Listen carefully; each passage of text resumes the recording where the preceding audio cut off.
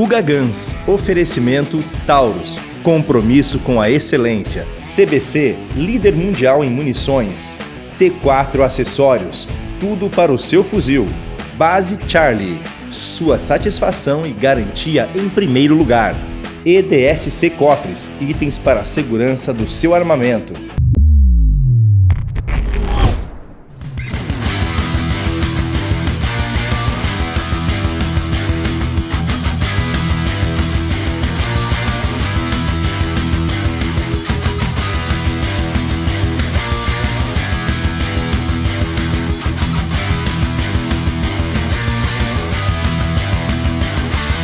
Seja muito bem-vindo a mais um Guga Gans. A nossa viagem pela história da Segunda Guerra Mundial continua.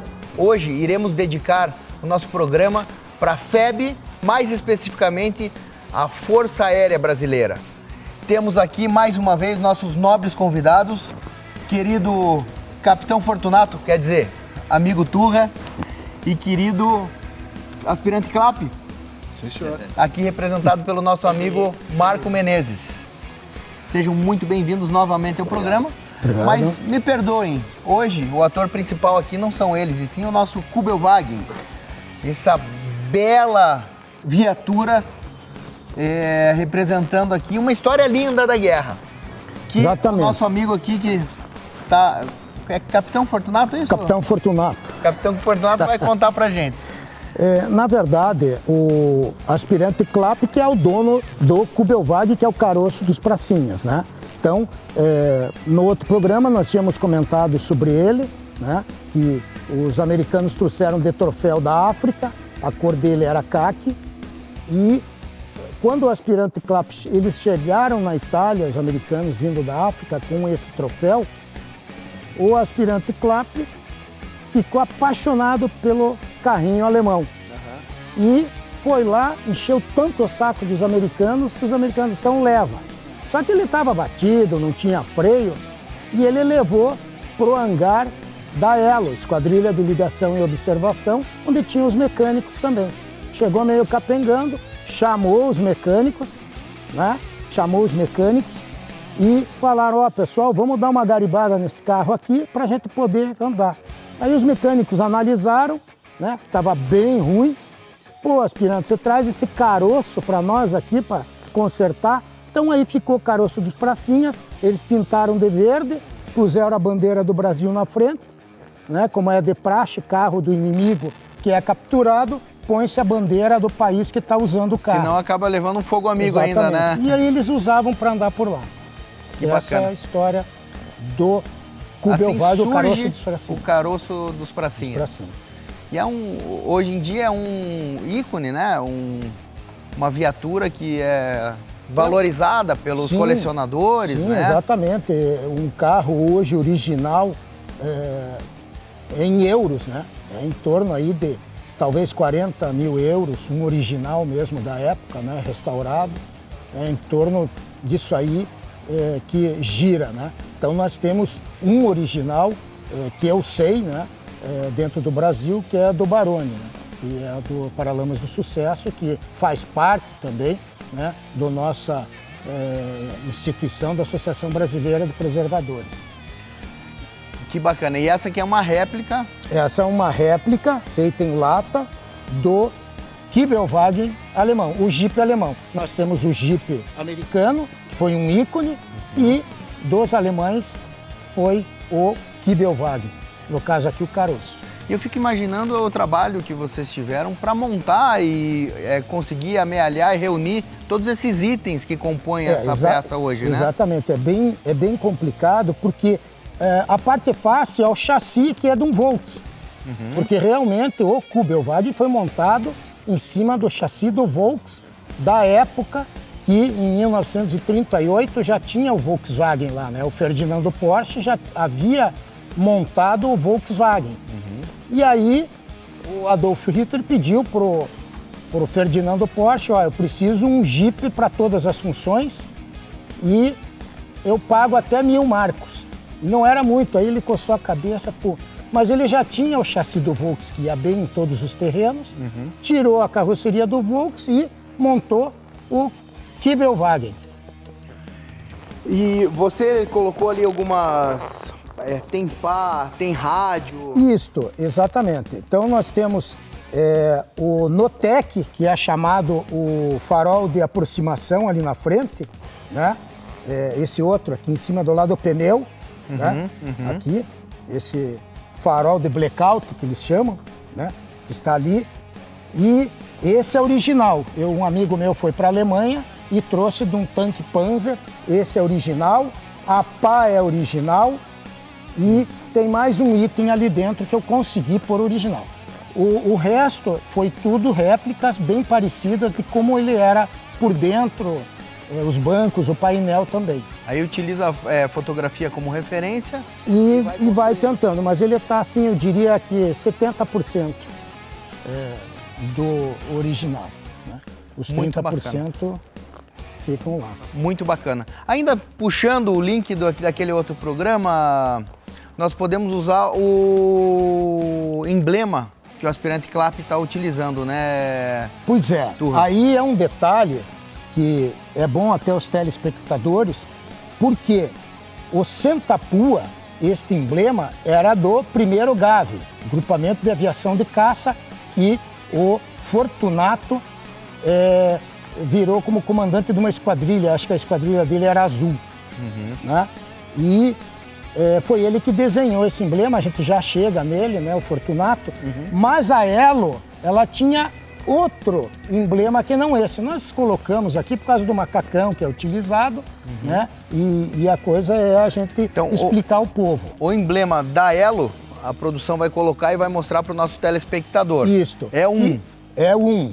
Onde também, inclusive, ali... Tem tudo a ver também, vocês vão ver depois lá que é o observador, né? Com o binóculo, ele está em cima de um canhão da Guerra do Paraguai, com umas asas no céu e nas nuvens, e olhando. Então era a observação mesmo da artilharia. Essa era então do Elo, outro, né? que depois aí a gente coloca lá.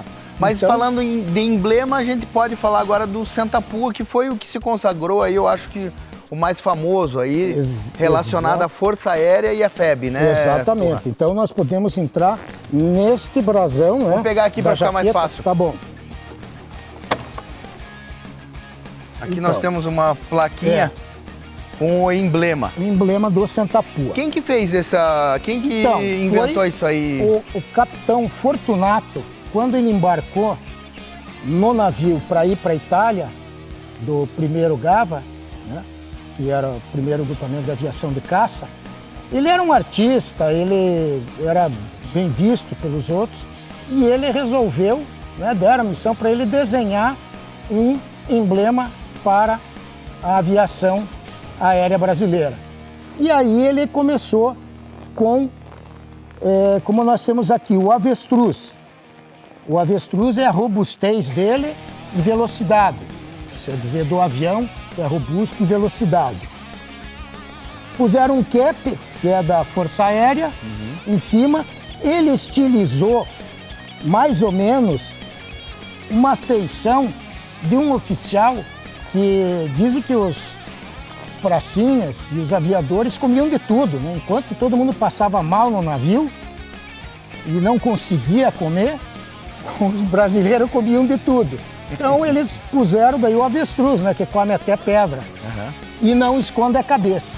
Porque o avestruz, quando está com medo, ele enfia a cabeça num buraco e fica. E aqui é para demonstrar que a avestruz brasileira não escondia a cabeça.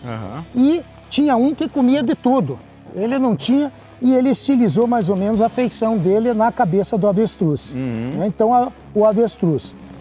O verde e amarelo é as cores do Brasil. O branco é as nuvens, onde o avião sempre está no ar.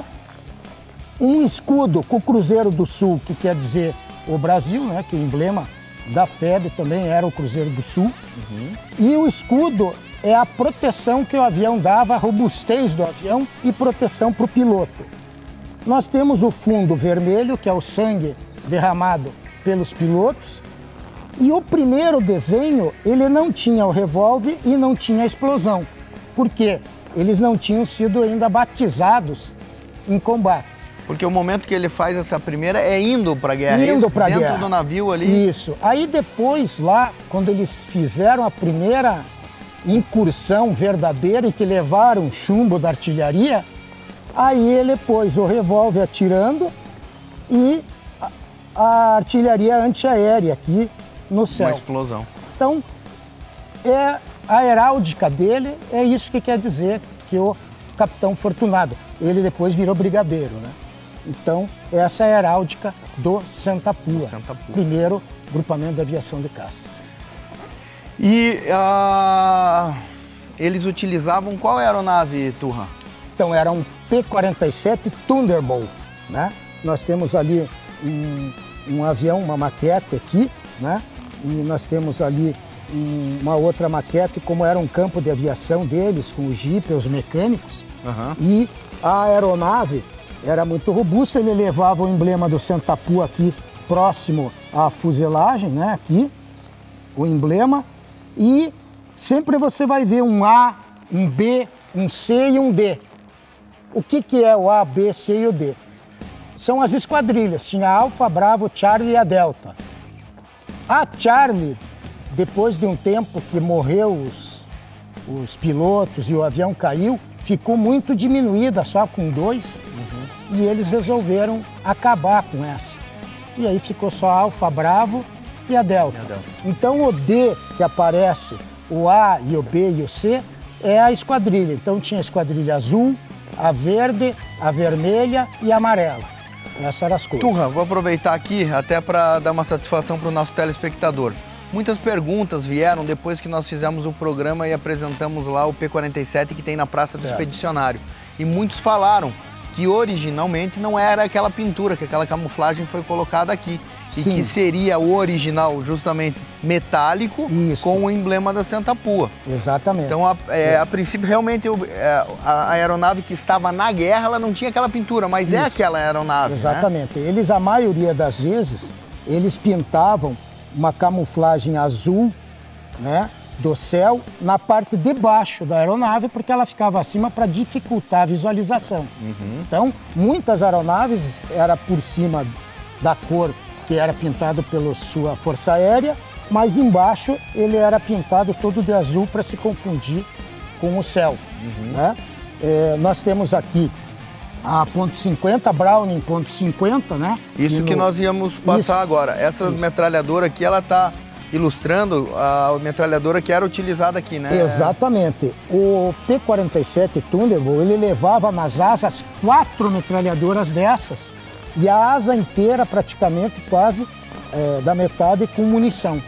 Então, você imagine 8 metralhadoras dessa num comboio atirando, era uma destruição total. Então esse avião era temido pelos inimigos por causa do poder de fogo dele, com 8 metralhadoras .50. E tínhamos ainda as bombas, né? E aqui também nós temos... quilos, essa é de manejo, é bem leve. Essa é de manejo, mas é nas dimensões de uma real, né? Ele iria aqui na asa e era lançada também em comboios e pontes para destruição. E nós temos uma versão que está na maquete menor, os foguetes também, que eles tinham ali, né? Você vê ali, eles têm um lançador de foguete. Perfeito, perfeito. Então, nós já falamos sobre o Kübelwagen, sobre a Santa Pua, sobre os equipamentos. Acho que com relação à Força Aérea, o que nós podemos mostrar, um pequeno demonstração para o nosso telespectador, acho que é mais ou menos isso, né, Turra? Eu acho que é isso, né? O Kübelwagen tem tudo a ver com a Elo. Explicamos já, pedimos desculpas do emblema aqui para quem sabia que a Elo era outro, mas é tudo representativo e para homenagear. Mas corrigindo agora que o emblema da Elo é outro e depois a gente mostra. Então, beleza. Curta agora os nossos comerciais.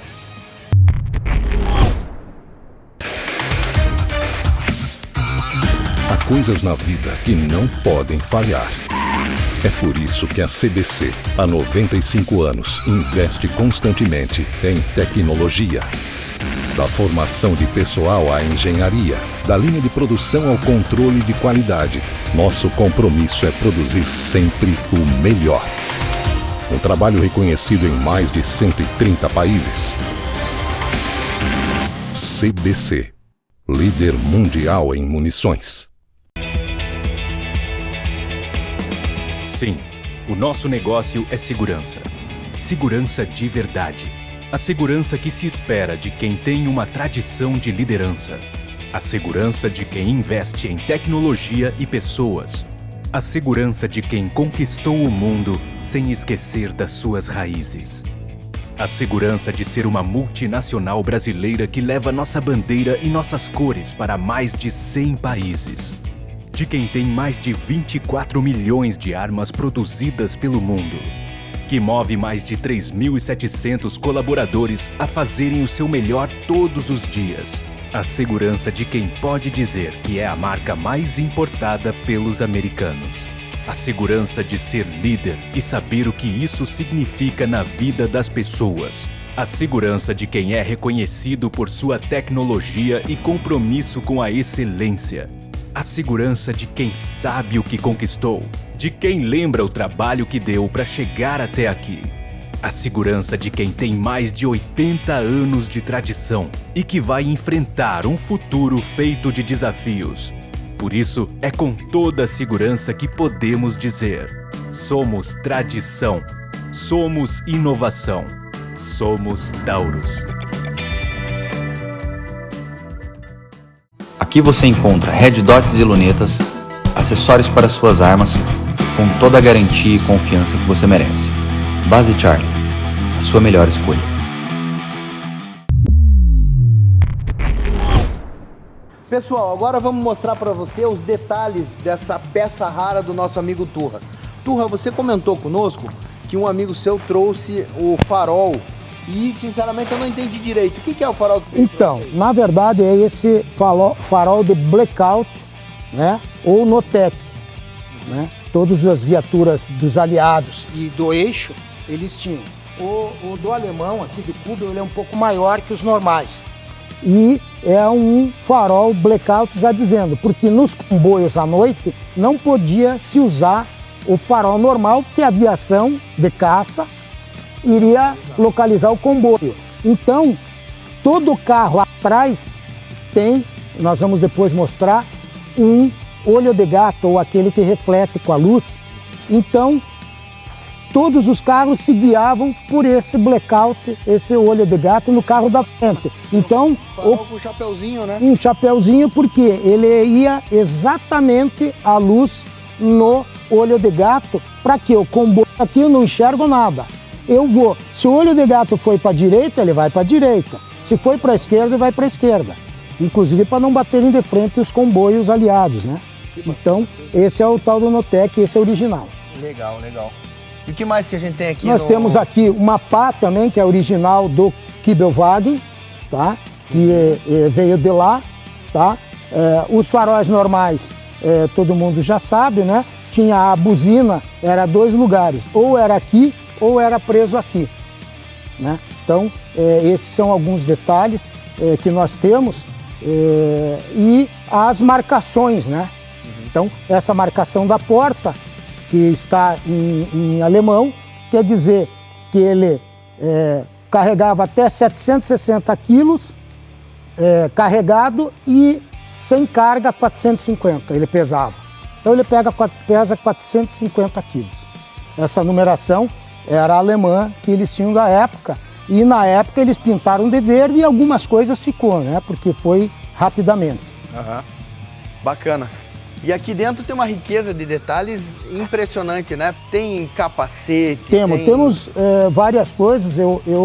Nós temos galões de reserva, porque o tanque realmente não era muito grande e ia bem lá na frente, junto com o motorista e com o auxiliar dele ali no lado, né? E o tanque era lá na frente. Mas eu noto que você fez questão aqui de colocar alguns itens, inclusive da Alemanha, né, Isso, Turra? para representar o carro do inimigo, que foi capturado, e ele sempre vinha com tudo, né, quando era capturado. Então tinha a granada, que eles diziam que era o amassador de batata, né, e é uma réplica de uma granada alemã, os portas-documentos e mapas de couro. Nós temos um rádio, que alguns Kubelwagen eram equipados com rádio, Este rádio especificamente é um rádio alemão 135, mas é da época já da década de 60, por ali 50, Guerra do Vietnã, vamos dizer, mas é um rádio alemão. Não consegui um original, então quem não tem cão, caça com gato, né? Vai, mas é um rádio alemão.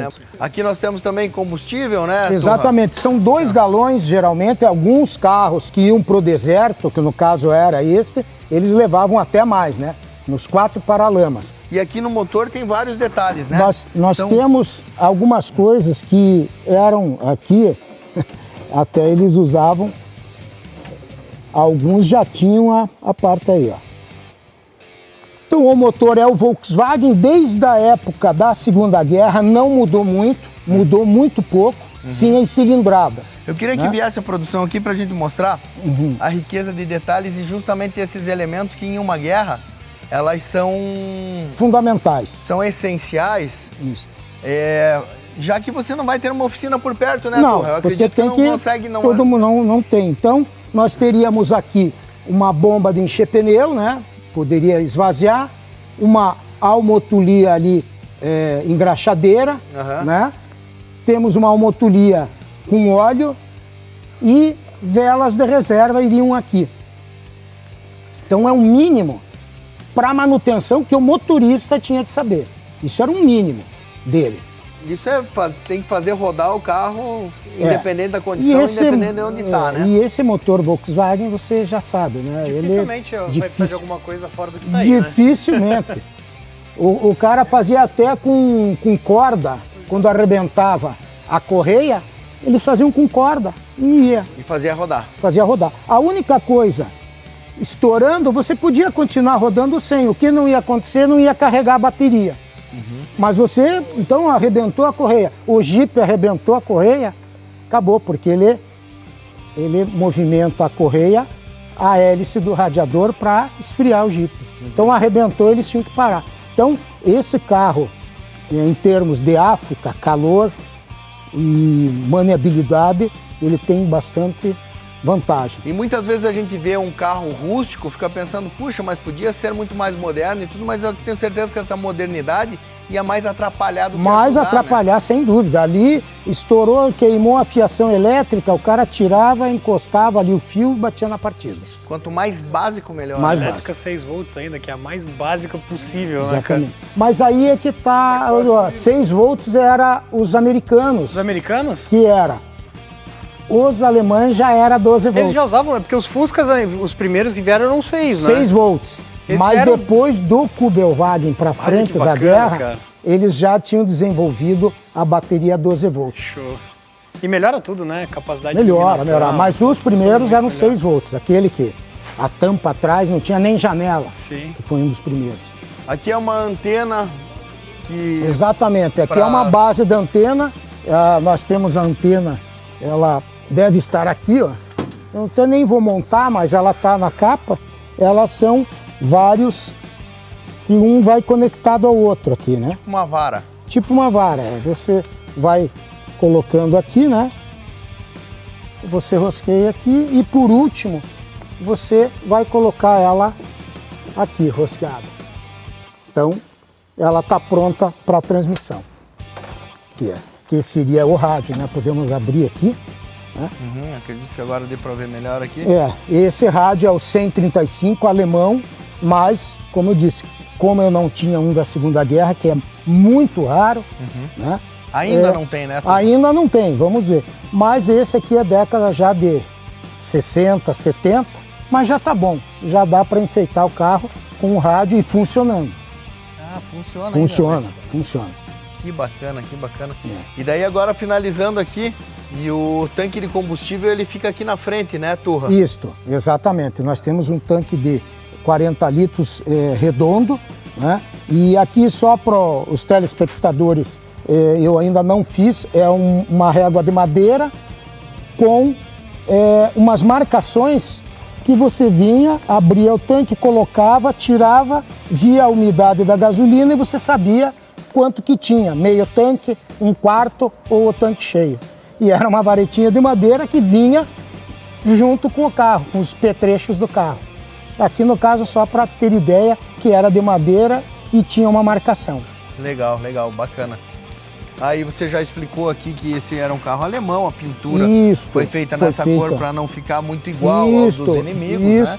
E a bandeira eu acho que era o item mais importante, né? Tanto é que os alemães, quando tomavam também os jipes ou carros dos aliados como troféu ou apreendidos, eles rodavam também na área com os carros dos americanos. E aí eles colocavam a bandeira nazista ou a bandeira da sua unidade na frente, para num comboio ele não sofrer uma represália achando que era o inimigo e no fim era amigo. Tomaram um tiro.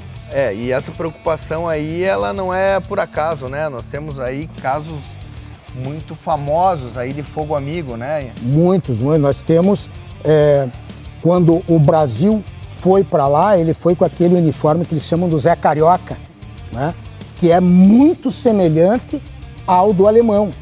Então, no começo, na Itália, eu acho que foi o 10º de montanha, que era o que estava lutando junto em Monte Castelo, naquela área com a FEB, uma patrulha brasileira, infelizmente, foi morta por fogo amigo americano, achando que eram os alemães. Aí, dali, eles resolveram trocar os uniformes, colocar os uniformes americanos, né? E depois adaptadas as insígnias nossas. Primeiro foi até as insígnias dos americanos usadas nos brasileiros, depois eles foram costurando deles no uniforme americano. É isso aí, então está explicada a importância dessa bandeira. Exatamente, no caroço. Caroço dos pracinhas. Caroço dos pracinhas. Então, eu acho que o ícone, vamos dizer assim, não da guerra em si, mas o carro que foi desenvolvido em pouco tempo, com pouco dinheiro, por Ferdinando Porsche, e todo mundo conhece o Porsche.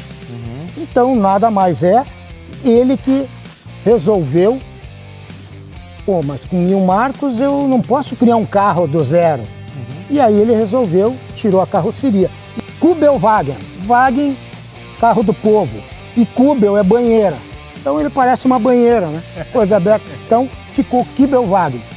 E não esquecendo, nós temos o Schimmelwagen também, pelo Ferdinando Porsche, que era o Jeep que flutuava na água. Como nós tínhamos o GPA, o Jeep anfíbio americano, nós temos o Schimmelwagen, que era a derivação do Kubelwagen para o Schimmelwagen, que ele também era um barco, ele também ia na água.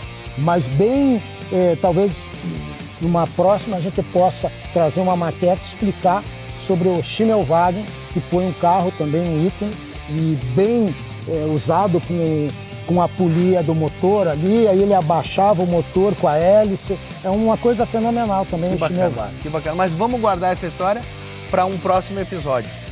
Pessoal, espero que tenham gostado e esperamos vocês na semana que vem.